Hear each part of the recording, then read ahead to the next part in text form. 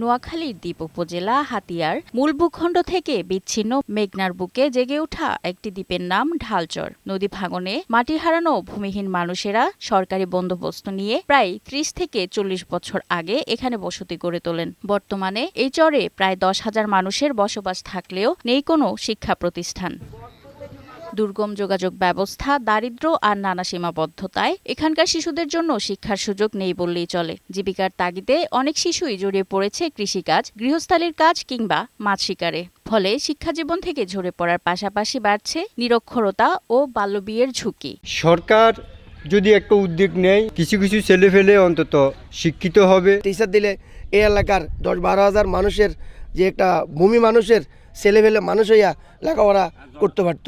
শিশুদের শিক্ষার সুযোগ তৈরি করতে বাংলাদেশ সরকার ও নেদারল্যান্ড সরকারের যৌথ উদ্যোগে চরাঞ্চলে নির্মাণ করা হয়েছিল একটি আশ্রয়ন কেন্দ্র ও প্রাথমিক বিদ্যালয় ভবন। তবে নির্মাণের পরও শিক্ষকের সংকটে চালু হয়নি বিদ্যালয়টি। আমি লেখাপড়া করতে চাই, আমার একটা স্কুল দরকার। সরকার আমাদের জন্য বিদ্যালয়টা চালু করে দিক, আমাদের লেখাপড়া করতে খুবই ইচ্ছা করছে। এখানে মাস্টারের কারণে আমরা পড়াশোনা করতে পারি না। জেলা প্রাথমিক শিক্ষা কর্মকর্তা বলেন, চরাঞ্চলে যোগাযোগ ব্যবস্থা ভালো না হওয়ায় এখানে সরকারি প্রাথমিক বিদ্যালয় নেই। তবে এ ব্যাপারে সংশ্লিষ্ট ঊর্ধ্বতন কর্তৃপক্ষকে জানানো হয়েছে। সরকারি কোনো প্রাথমিক বিদ্যালয় নেই। বর্তমান গভর্নমেন্টের একটি উদ্দেশ্য হচ্ছে যে এই বিদ্যালয়বিহীন একটি গ্রামও থাকবে না, একটি এলাকাও থাকবে না।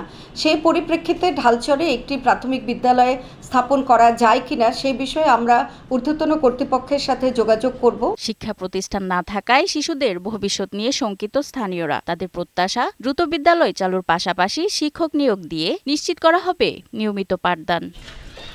আরিফা সিকদার জ্যোতি, বৈশাখী সংবাদ।